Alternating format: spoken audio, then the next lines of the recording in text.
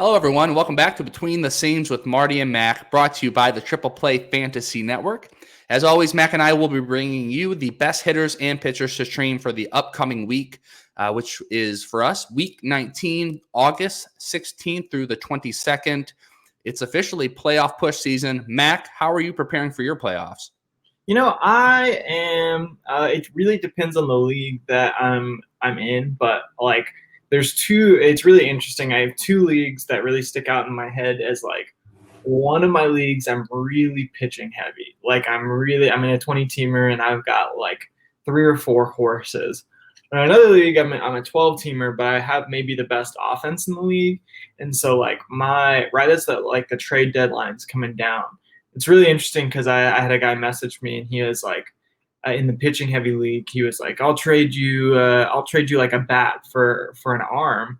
And I was like, the way I see it, I can win all my pitching cats and eke out a bat, one of the hitting categories, or I can try to weaken my staff and add one more bat sort of thing. So I've been really trying to weigh out my strengths and my weaknesses and see heck, I've actually thought about trading for another arm in that league you can't, honestly, it's cliche, but you really cannot have enough pitching, not only in real life, as you know, but also in fantasy. Absolutely. So my biggest advice I think would be balance is nice, but if you have a plethora of strength, sure, trade strength for strength, but sometimes it's just nice to have that the overwhelming, overpowering strength on one side, and then if you just happen to win, if it's head-to-head matchups, you happen to win runs or stolen bases or something on the other side, hitting can be both sides can be volatile. But yeah, play your strengths, look at your future matchups, and really size up what you think your team needs. But don't be afraid of overloading on one side or the other. If that's the way your team, you made it this far. You're probably not going to make major fixes at this point. And building off that, if you are weak in whatever area it is, you can use our streamers and our waiver wire pickups to fill those gaps. Absolutely. So I absolutely love that. All right. Well, hey, let's hop into our Week 18 review. As always, we start with the hitters. So let's review our last week's hitters. Mack, how do we do? Bad. Bad. All right. I'm going to write that down. B-A-D. Big full fat. This is the worst hitting week I've ever had. And if you remember last week, I gave you 3 guys with WOBAs over 500 over the last 3 weeks of play. Yeah. So it's a pretty good bet. You think at least one of them would have a good week if they've been hitting well? No, absolutely not. My best hitter of the week was Yadiel Hernandez, who was 2 for 15. Our cover athlete of the week. He was okay. He scored a run, had 2 RBIs, and a stolen base. That stolen base was the king of the week for me. Because after that, Jorge Soler decided to just be the only player in the Atlanta lineup who didn't want to get in on the fireworks for the last week. Yeah. We've literally, against the Nats, we've hit, Dansby just hit one day. I think we've hit 11 home runs over 3 games, today being the 3rd one that we're not through with. And so there's just I'll just strike out a bunch. He does have 6 walks on the week, I believe, so it's nice to see him work in some walks. That's good. Which isn't really Soler's style usually. He does a decent walk percentage, but not a ton. Riley and Freeman just homered in the top of the 5th. Oh my gosh! See, 5-3.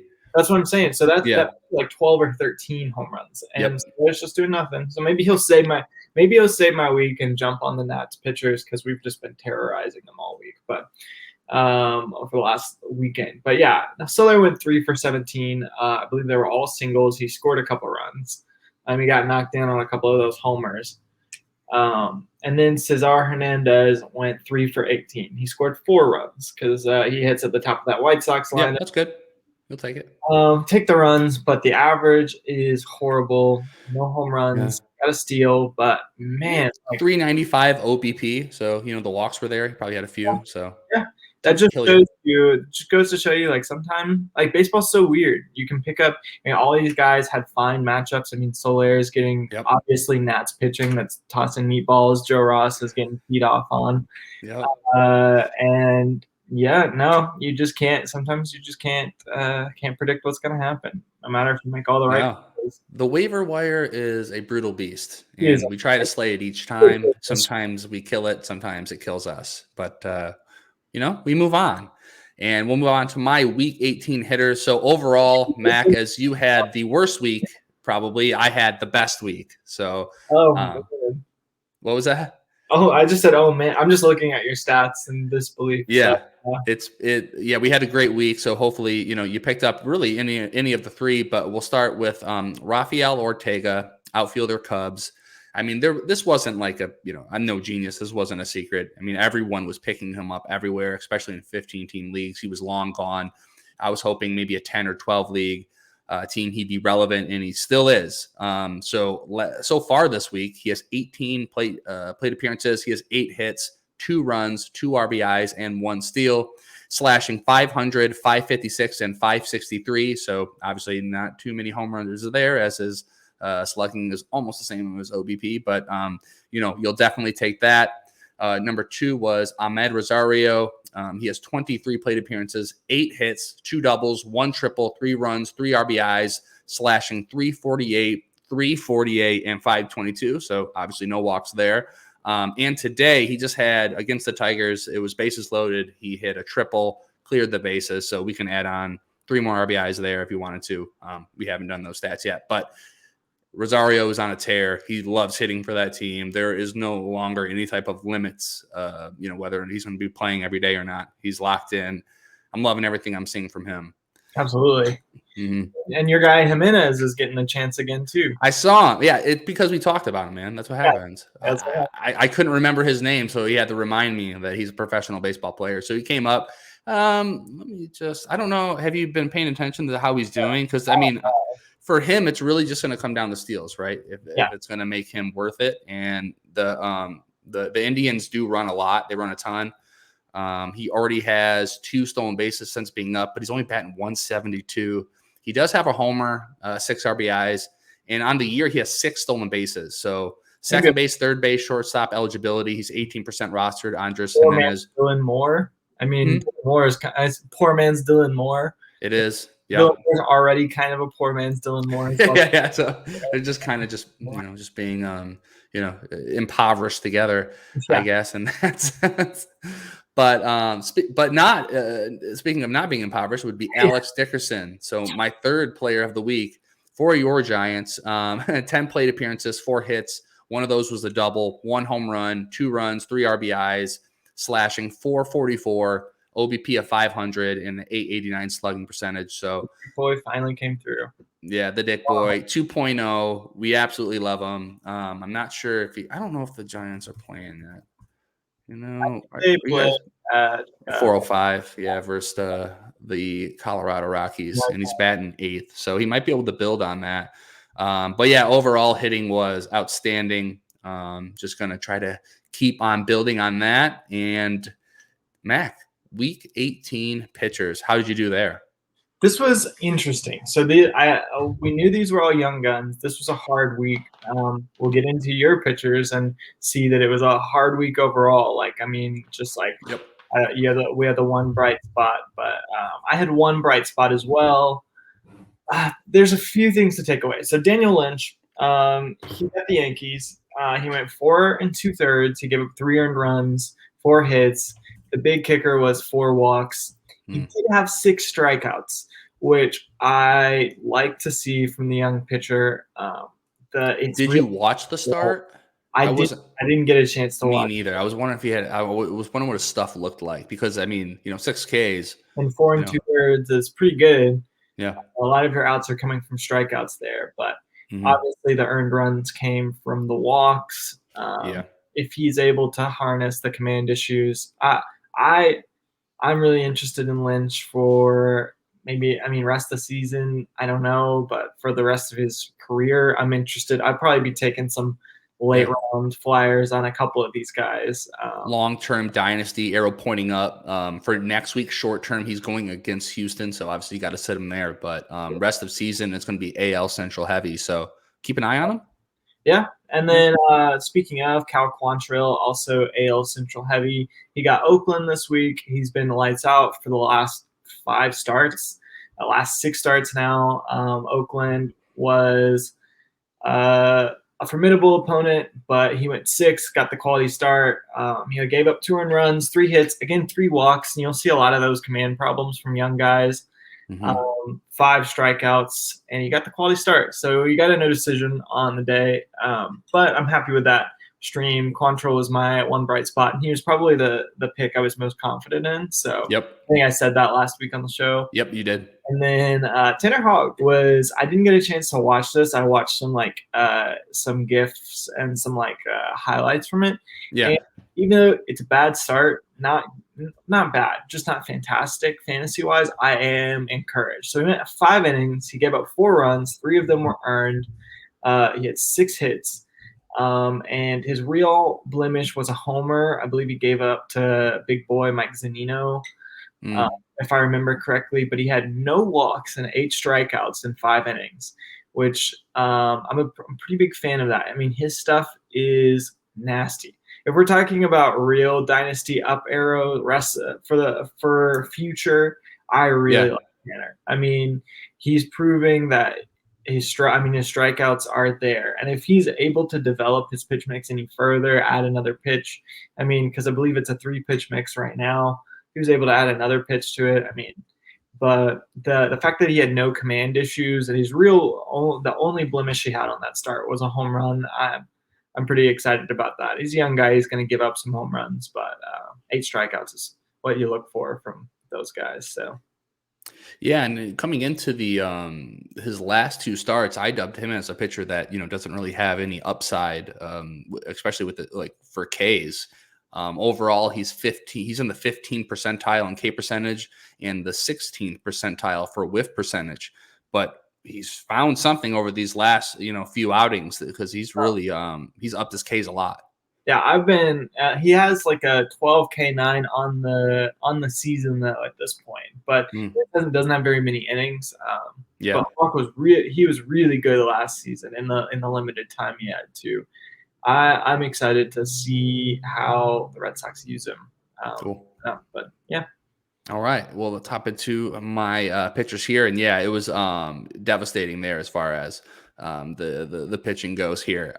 So Ross Stripling did not start because he's on the IL with an oblique injury, so that is unfortunate. But he didn't hurt your roster there, and hopefully, you didn't get him in a week-long league or anything like that. You're able to kind of move him daily in and out.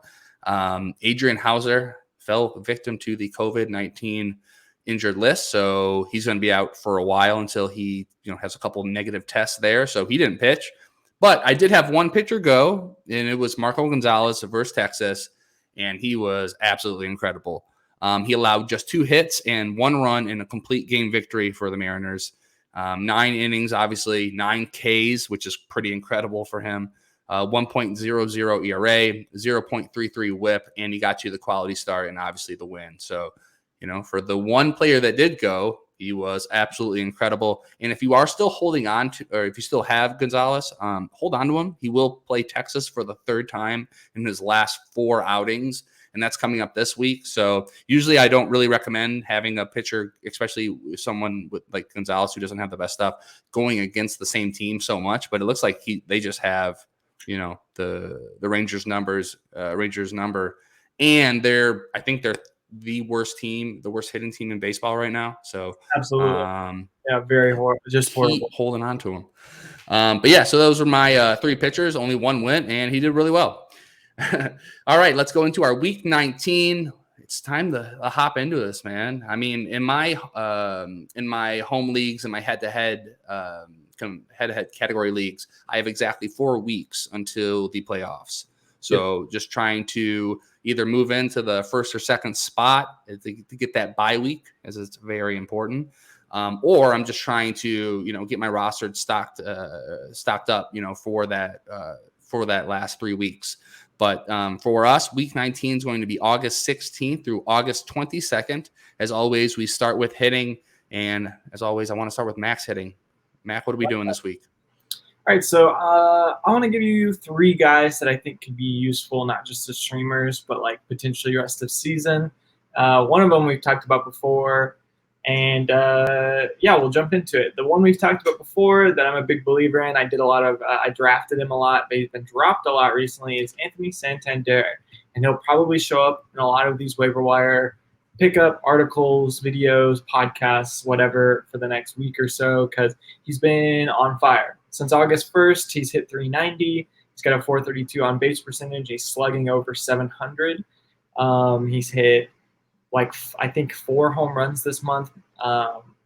He had a game where he went 3 for 5 with a couple home runs. He's got a 488 WOBA. I know riding the hot hand didn't work last week, but it's usually good baseball wisdom to try to be in on guys, especially because Santander, I mean, if you remember the shortened season last season, he had like a month and a half long hot streak. Yeah, he was good last year. And I think he was somebody that everyone was super excited to draft for this upcoming year. He had 20 home runs in limited playing time in his first full year in the league. I think 20 home runs and like 400 so at bats. He had like 69, 70 RBIs. So I'll point off the top of my head. Sorry, I didn't look up what he was doing last year, but he was someone I was really in on, and he's dealt with, I believe, an oblique injury and a couple other things. And I think this is the first time he's been fully healthy. And Santander on Camden Yards can be a beautiful thing because he's a left pull hitter. Yep. And he puts the ball out of Camden Yards every now and then, puts it on Utah Street. So he is in the 88th percentile in max exit velocity. Yeah, hits the ball hard. Yep. 44% rostered. That number is going up because everyone's catching on to how well he's been hitting.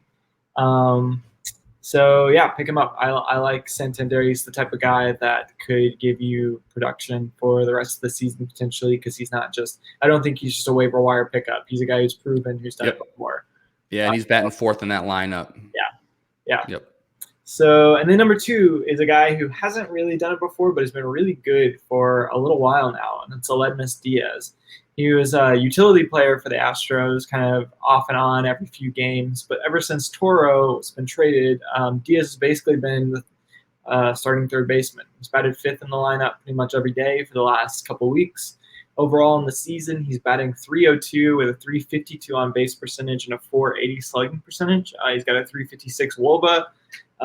He's got some pop. He hits for good average. He's leaving a little speed. He's multi-position eligible. It's very, it's like Chris Taylor Light sort of thing. Yeah, first, second, third outfield. Yeah, the whole deal. So he's only 19% rostered, and in the middle of an Astros lineup that is really dangerous, you can at least guarantee he's probably going to score some runs, especially since he's a high average hitter. So if you need average, I think he's a really good pickup, because I think he's going to continue to hit for average. And then finally, we got Jared Kellenick, and he is a long-awaited prospect who hit very badly his first time up and then continued to hit relatively poorly his second time up. But since August 1st, Kellenick has batted a modest 267, but he's had a 358 on base percentage, 556 slugging percentage. He's hit 3 home runs in the last 2 weeks. He hit a field shot last night that was gone off the bat. Yep. Easy oppo pop. He's got speed.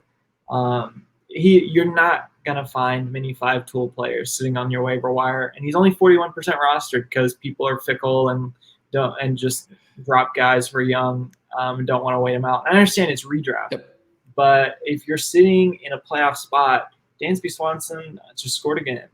If you're sitting in what a man! If you're sitting in a playoff spot and you've got a good team, you want to stash somebody that could potentially produce for the rest of the season. I think Kellenick's the type of guy you could stash. So and if you're searching for power and speed off the waiver wire, you need somebody for the next month who's going to be a potential, really big game changer. A lot of people see his average is, it's 156 and they move on. He only has 3 stolen bases, but he's up to 6 home runs. He's just overall a lot more comfortable, I think, this time around. They got him batting 7th, usually. So he doesn't have, he doesn't bat in 3rd or 4th or 2nd in the lineup. So it's a little bit more of less pressure on him. But yeah, I love this pick for the next upcoming week at Texas, at Houston. So, going to be on the road in a lot of warm weather. Absolutely. So that's Anthony Santander, Aledmus Diaz, and Jared Kellenick for this upcoming week 19. Awesome. All right, I'll hop into my week 19 hitters, starting with Louise Brinson. So he's the flavor of the week. He's going to be on everyone's radar. He's doing a little bit of everything for the Marlins here. Outfielder, he's batting 4th in the lineup day in, day out. He had a double dong day on against San Diego. He absolutely crushed San Diego. He had 3 home runs, 6 RBIs just in 3 games. He's terrorized Ryan Weathers. Poor Ryan. What's his outlook rest of the season, Weathers? What do you think? I like him. I'm going to talk about Reed Detmers in just a minute, just a little bit of a sneak peek. And I think that they have a lot of these young guys just have similar issues. They could put their fastball middle and get away with it a lot of the time in the minors, and they just can't do it anymore. That's been Detmer's problem. I watched Weathers start. That was his problem against Miami. No matter how bad the team is offensively, they're still pros. Brian De Cruz took him deep on, I believe, a hanging breaking ball. Brinson took him deep on a couple fastballs over the plate. I think that he's got a good outlook rest of the season, but you got to temper expectations because they just haven't developed their command well enough yet. Yeah, I'm pretty much out on him until, further notice. But, we'll see. Man, Padres, they started off with such an amazing pitching staff, and it's quickly fallen apart here over the year. And where's Gore? He could be any. Who knows? It could be anywhere. But yeah, so back to Louise Brinson. So he's hitting 349 with 5 home runs since returning from the minors last month. He's been on a tear. He's been one of the hottest hitters in the league.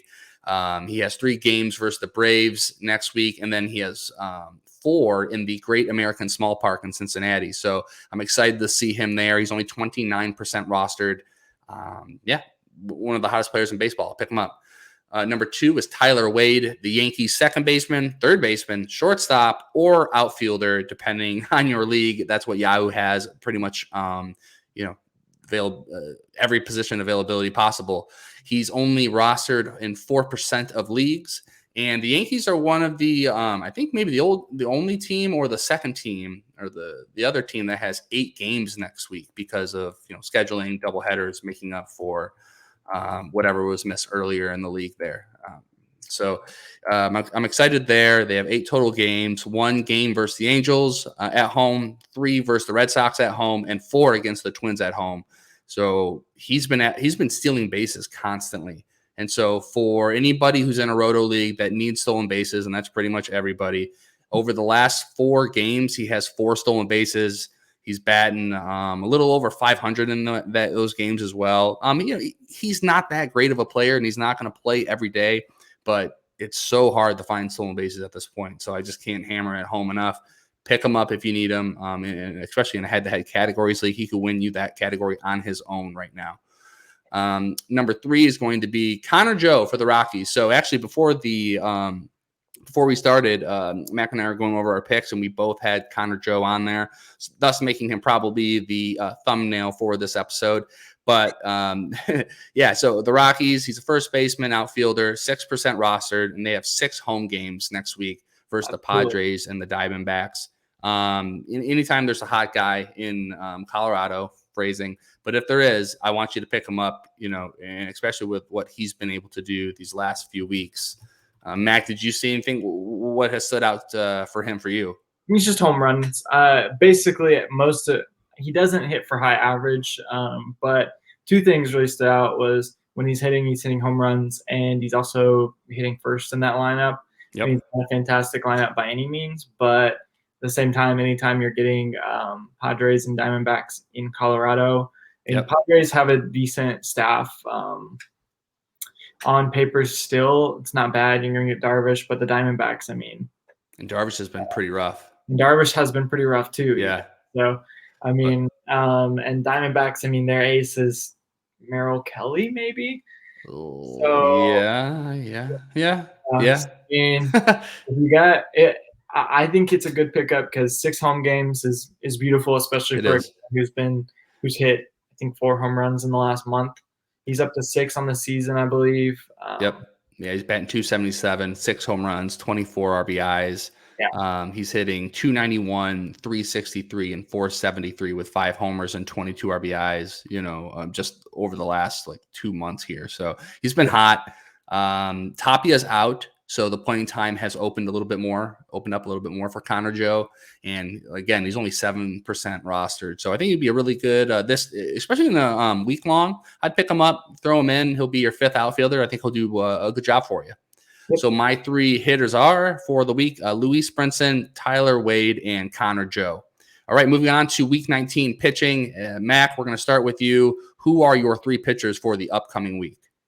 All right, so we got a wily vet, a Korean newcomer, and a young feller for you today. First, we got Chris Flexon. I think this is probably the best stream of the week for my 3 guys.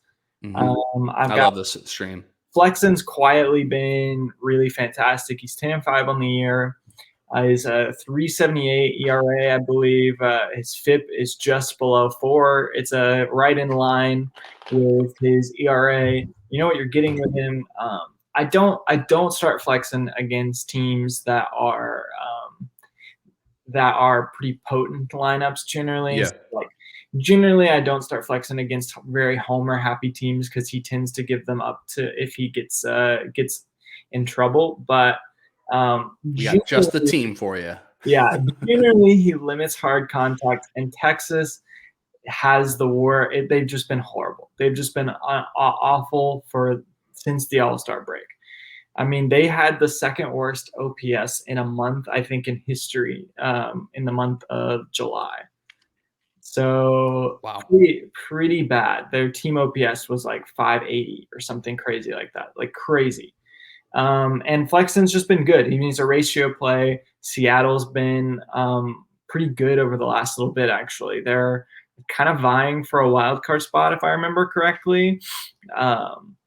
So, yeah, I like Flexon for a win here. Ratios, he's not going to give you a ton of strikeouts. I'd say over under 5 probably, but I think you get 6 out of him here, at least 6 innings.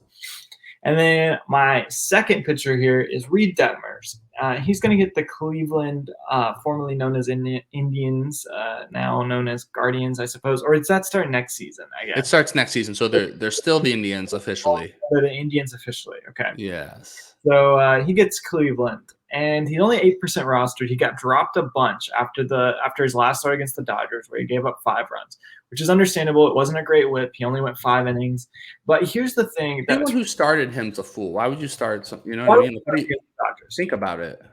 But 2, here's the thing about him: is he had a 27-pitch first inning. I'm just reading the Yahoo blurb here. He had a 27-pitch first inning. He allowed 2 runs on a pair of doubles. Then they loaded the bases, and he struck out 3 batters in a row to get out of a bases-loaded jam, which is impressive. Yep. Then he allowed 3 more runs. He gave up a 2-run homer to Albert Pujols, and then he had 3 more scoreless innings.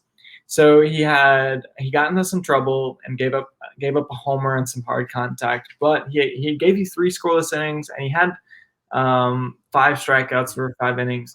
Here's the interesting thing about Detmers is his slider and his curve, if you go to his Savant page, are very effective. He's got very effective secondaries. It's his fastball that's been rough. And the reason why his fastball has been so rough is because he's thrown it middle almost all the time. If you look at the heat map of where his fastball is located, it's dead in the middle of the box, which doesn't work against teams like the Dodgers. No.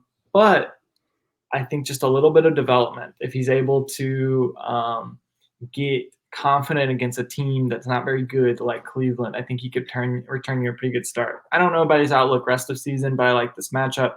Cleveland's pretty whiff happy. I think Detmers He's got Nazi stuff. He's got the pedigree, you know. His curveball is really, really gross. So, yeah, I like him if for nothing else than for strikeouts. So sorry, everyone. And then my third is Drew Smiley. And I don't love this pick. It's not a sexy pick, but I think it's a good pick. It's always would you say it's one of those picks that sometimes your best move is to not make a move? But if you had to pick a third person. You had to pick a third person. Yeah. There was another you could potentially pick up another Seattle pitcher against Texas and maybe get the same results. But Drew Smiley gets Baltimore. I don't love Drew Smiley in Camden Yards, but Baltimore's not good. And Drew Smiley does give you a pretty good start every now and then. He just recently had a really good start this last week. He just put that up today against Washington, I believe. He's given up 3 runs already. But that's sort of a given. I think Drew Smiley is going to give up. If I had to predict what the start's going to look like, I think it's a good play for a win because the Braves are probably going to beat Baltimore in this series. And I think that Drew Smiley maybe gives up 2 runs with 7 strikeouts, goes 5 or 6 innings. Gets you a win. You would absolutely take that. I would take that. I think that's what it might end up looking like. But anyway, I like Flexon the most for this week. But Flexon, Detmers, and Drew Smiley are my guys. So. Excellent. All right, I'll hop into my Week 19 pitchers. We're starting with J.A. Happ. The old vet. He's going against he's pitching for the Cardinals, going against the Pirates, 16% roster.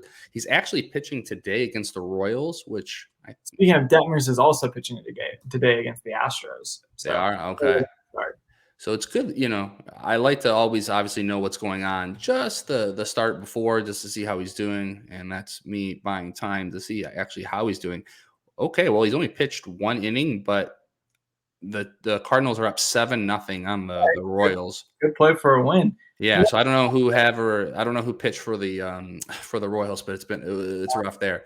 But yeah, so I like J.A. Happ coming up here for the next week here. He's been pretty good, but most importantly, he's going against the Pirates. So the Pirates rank. He's the only starter for the Cardinals that has a fastball that averages over 90. In the year 2021, that is absolutely, it seems impossible. Anyway. And do they have a winning record overall, or are they just below? Barely. Yeah. Yeah. Hey, that's still barely. Hey, but that's absolutely incredible. But yeah, J.A. Happ versus the Pirates. The Pirates ranked 28th in Team MOBA since the post All-Star break, so they're one of the worst hitting teams in baseball. The Cardinals give you a good chance to win. And J.A. Happ, he's the wily vet. He's going to be able to pitch around that horrid offense. So I like him as a streamer, especially as only 16% rostered. Number 2 would be Touki Toussaint. So he's the only but my other pitcher has it as well. But Touki has 2 starts next week. So he's 27% rostered. He's at Miami and at Baltimore. I really have liked what I've seen so far from him. We all had really, at least I did, I'll speak for myself. I had really high expectations for Toussaint. Especially coming into what was it, 2019 or 20. But he's struggled overall. But this year, he's been pretty good. He has a 4.28 ERA with a 1.17 WHIP. Over those 27.1 innings, he has 28 Ks, so about 1 per inning. He has against Miami, they're the 14th. They're ranked 14th in Team WOBA, and Baltimore is ranked 13th in Team WOBA. So middling team since the All-Star break. I like the K upside, especially with those 2 teams, and I think he should be good to get your Braves a win. I always like to ask you, how are you feeling about the Braves' chances to beat Miami and Baltimore? Pretty good. I think this is a very important week and a half for the Braves because we've kind of already done it with the Nationals. We're on our way to a sweep, hopefully, but we have to beat these teams that are below 500, below average, to have a chance because the Phillies have the easiest schedule the rest of the way. Mets have a pretty hard schedule. I would be very surprised if the Mets pull out the division, especially with the DeGrom news. Push back another 2 weeks. Yep. And the Phillies, the Braves are as well, but the Phillies can be so feast or famine. And they're really Bryce Harper dependent to run the offense. Which he's been incredible the last 2 weeks. He's also been injury prone. So Yeah. I feel good about the Braves. I feel good about their chances to beat Miami and Baltimore, but they're really important series for us, that's for sure. So I think that they're playing with some urgency. They're going to be locked in. All right, good. I even like that more. Awesome. And then number 3 would be Jake Odorizzi. So another like J.A. Happ, the old Wiley veteran. Nothing sexy here. He's not going to get you going, but he'll get you, a little bit of Ks. He's on the Astros now, if you're paying attention to him. And he's 28% rostered. Odorizzi's going against. He's going to be at Kansas City and then versus Seattle. So the way I'm approaching this one, especially in daily league, see how the Royal starts goes before you unleash him against Seattle. Not that Seattle is this, juggernaut of an offense, but like we've talked about, we've liked what we've seen recently.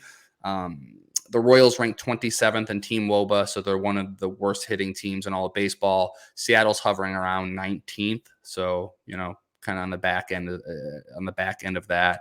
I like the 2 starts, and I think just overall, it's a lot easier at this point to get some wins and some Ks to focus in on your ratios. At least that's what I'm seeing in my daily leagues. So Jake Odorizzi is a good play for me. So for my Week 19 pitchers, J.A. Happ, Touki Toussaint, and Jake Odorizzi, and that will complete the show. Mac, what are we going to do over these next few weeks to make sure you make the?